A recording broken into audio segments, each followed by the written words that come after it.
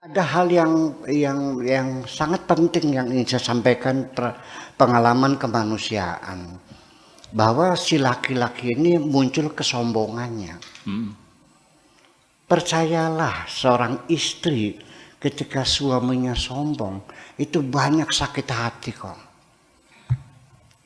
Salah sedikit saja, masak sayur yang terlalu asin, bilangnya begini, masak saja seperti kencing kuda. Aku yang capek bekerja, cari uang potang-panting. Dia tidak menghargai jerih payah istrinya. Kita juga sama, merasa tidak nyaman berteman dengan orang sombong. Nah, orang sombong ini satu yang dicari adalah perlakuan istimewa dari masyarakatnya. Dan untuk mencapai perlakuan istimewa itu, maka dia terdorong untuk dermawan menghamburkan harta. Asal engkau memujiku, berapa mintamu saya kasih. Ya, makanya kalau ngolo, ya ngolo itu bahasa Indonesia, ngolo tuh. Ngolo orang kaya gampang, sanjunglah dia setinggi-tingginya, pasti duitnya keluar semua itu. Ya kan sama itu. Orang sombong itu paling sulit menghargai jasa orang lain. Orang sombong itu paling susah untuk mengakui kelebihan orang lain. Selalu akulah yang paling. Jadi untuk membangun perlakuan spesial atas dirinya dari teman-temannya itu, dia menghamburkan uang untuk mendapatkan status sosial. Dia hidupnya harus privilege, ya, harus selalu istimewa. Bajunya yang bagus, sepatunya yang bagus, ya kan? Karena bagaimanapun semua orang merasakan. Saya juga merasakan kok. Ketika saya masuk restoran bawa mobilnya Kijang Bak yang bisa buat belanja tuh, masuk sendiri, yang ngambil sendiri, makan sendiri, bayar sendiri. Begitu saya pakai mobil BMW seri 7, pintunya dibukakan kok, kursinya disorongkan, air mendatangkan. Ya, artinya penampilan kita yang itu kadang menjadi menghormatinya. Sekalipun saya tidak nyaman, saya tahu kok mereka menghormati mobil saya kok, bukan menghormati diri saya. Iya. Nah itu. Jadi akhirnya Pak, dia ibaratnya seperti membuat benteng-benteng. Ya, bergaul dengan kelas lebih bawah dia nggak mau, kan begitu. Nah itu akhirnya Pak hidupnya semakin terisolir. Jadi dia tuh rajin bikin benteng tapi lupa bikin jembatan. Jadi artinya tidak punya dia akses berkomunikasi dengan masyarakatnya. Ini kan menjadi terpencil sendiri. Jadi kesendiriannya itu menjadi siksa lah, akhirnya lama-kelamaan. Orang juga menjadi segan menegur sapa dia. Kita mengkritik orang juga yang sombong, kita riskan sekali. Ngapain? Sekalipun itu benar, bapak-bapak ini dari masih PDAU ini masih sadar bahwa jangan menggunakan kulil haqqa walau kana murran, katakan kebenaran sekalipun pahit. Ya tolong dibungkus pakai gula dong, jangan diserahkan pahit-pahit. Yang mau makan siapa? Ya dong. Dan juga sekalipun benar itu tidak selalu bisa kita sampaikan. Cobalah sebelum engkau menyampaikan kebenaran, pertimbangkan dulu apakah setelah kebenaran itu kita sampaikan lalu ada manfaatnya atau tidak. Kalau kita menganalisa berkesimpulan tidak ada manfaatnya, nggak usah disampaikan, ngapain? Yang kedua, apakah orang itu layak disampaikan kebenaran atau tidak? Seringkali saya menegur orang bukannya terima kasih, malah matanya melotot. Apa katanya? Jangan menggurui saya. Saya berpengalaman dalam hal ini, bergaul dengan orang-orang yang sombong semacam itu.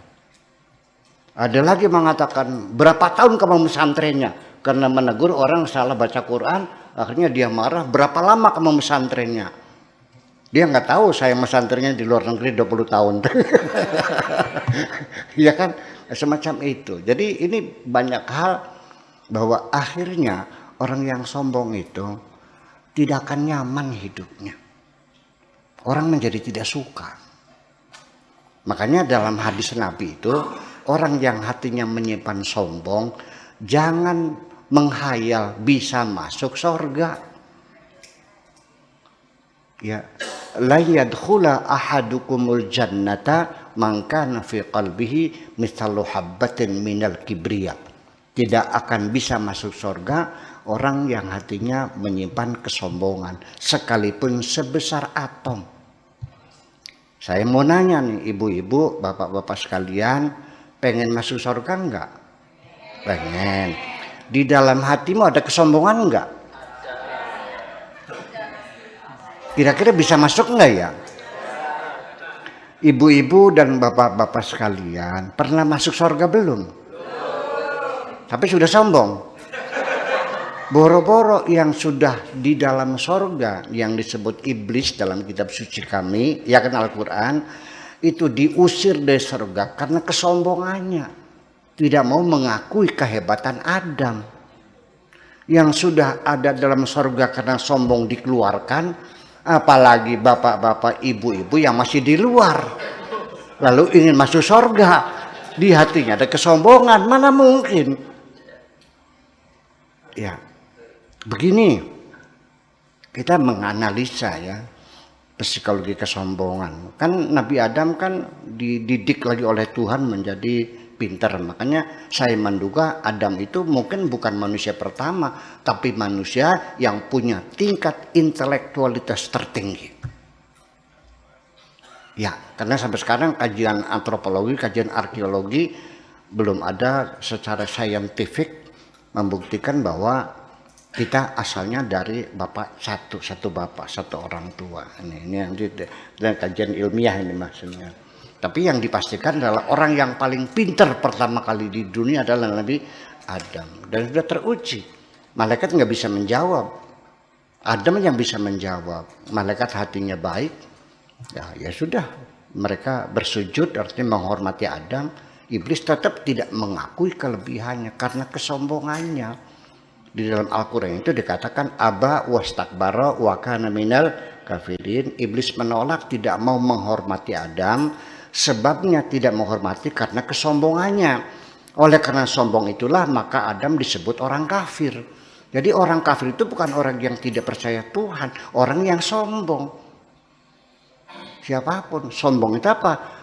Cirinya apa? Merendahkan orang lain. Engkau beragama, betul. Tapi agama sikapmu dalam mempercayai agama menimbulkan kesombongan, merendahkan agama yang lain. Engkau cantik, syukurilah kecantikanmu, tapi nggak usah menghina orang yang tidak cantik dong. Betul nggak? Jadi kesombongan itu bukan hanya karena kaya, karena cantik, begitu kan? Bukan. Orang kalau cantik sombong nggak? Sombong. Gue sapa ngejawab, apa bilangnya nggak level lu katanya. Karena dia merasa cantik. Orang kaya juga sama. Karena kurang dihargai, karena kita membuka pintunya kurang lebar, dia balik lagi kok. Pak masuk silakan, nggak usah katanya. Kayak buka pintu nggak niat. Kurang lebar. Ya kan seperti itu. Jadi artinya mereka menuntut penghargaan, menyalahkan orang lain. Jadi orang itu kaya menimbulkan kesombongan. Makin pintar, makin sombong. Makin jabatannya tinggi, makin sombong. Nah, sampai ketika orang beragama diyakininya itulah yang paling benar, bisa menimbulkan kesombongan juga ketika menghinakan agama yang lain. Ini perlu kita hayati. Pak Afkar punya istri yang cantik, katakan agama itu istrinya ya. Umpamakan agama itu seperti istri. Pak Afkar punya istri yang cantik. Silahkan Anda sanjung istrimu. Ya, kau muliakan, kau cintai, kau kasihi. Ya kan gitu, kau sayangi, silahkan. Anda nikmati, tapi jangan menjelek-jelekan istri saya yang tidak cantik dong. Urusannya apa menjelek-jelekan istri orang lain? Kalau kita beragama, yakin agama kita benar, ya udah kamu jalani dengan baik. Kamu taati, perintah Tuhan kau turuti, gak usah menghina agama orang lain dong. Urusannya apa? Apakah ada persyaratan untuk menjadi orang Islam itu harus menjelek-jelekan agama yang lain? Gak ada urusan itu mah. Betul gak gitu?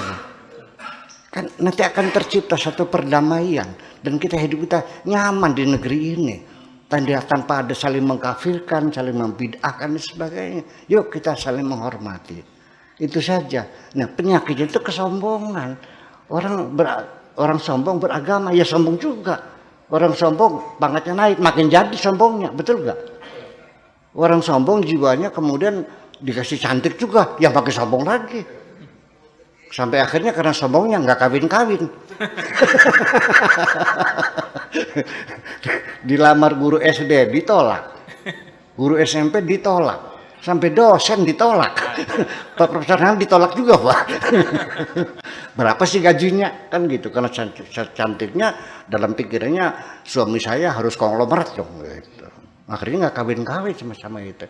Jadi sombong itu akan menyusahkan dirinya sendiri, akan bisa memutus komunikasi dengan masyarakat sekitarnya. Yang saya ibaratkan, kita rajin membuat benteng, kita dihormati, kita seperti menara gading, ya kan, hebat di benteng yang besar, tapi nggak ada jembatannya, kita tidak bisa berkomunikasi. Terima kasih begitu ya, kira-kira. Luar biasa. Terima kasih.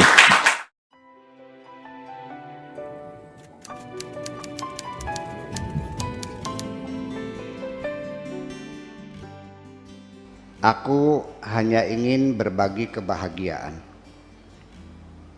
dan tidak menggurui siapapun. Terlalu sulit bagiku untuk menyalahkan siapapun. Akan tetapi apabila ada orang yang ingin mengisi raporku, tentu aku sangat gembira sekali. Dan kujamin aku tidak akan sakit hati sedikit pun.